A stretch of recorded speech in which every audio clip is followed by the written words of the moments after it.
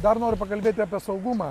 Yra darbų sauga labai svarbi, yra statybiniai aikšteliai, kai kurie statybininkai ir statytojai ignoruoja, nu kas čia tokio, aš čia su bateliais, pavyzdžiui, tenka dirbti didelėse gamyklose ir būna toks dalykas, kad ten tiesiog be specavalnės tavęs neįleidžia į objektą, be šalmo dar kažką atrodo, nu kam perteklinis, bet kai atsitinka nelaimingas atsitikimas, tada supranti, kaip būna. Yra objekte buvę, kad stalažai krito, kad žmogui, jeigu ne šalmas įlinkis šalme didžiulis buvo, būtų neišgyvenęs. Jie įvyksta nedažnai, viskas tvarkoj, bet reikia saugotis kasdieną ir bandau skiepyti ir kitiem darbuotojams ir jie pyksta ir dar kažką, kad dėvėkit šalmus, dėvėkit liemenę. O kam ta liemenė?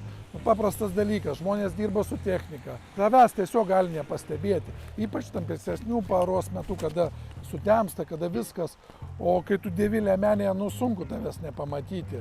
Spec apranga, nukrito dar kažką, o Jėzus, kiek yra buvę, ką belieka. Akiniai, nesuprantu, kada pjauna, atlieka pjovimo darbus, būtinai dėvėti. Nesuprantamas dalykas, dulkės, respiratoriai, griežtai. Kas savim pasirūpins, jeigu ne tu pats.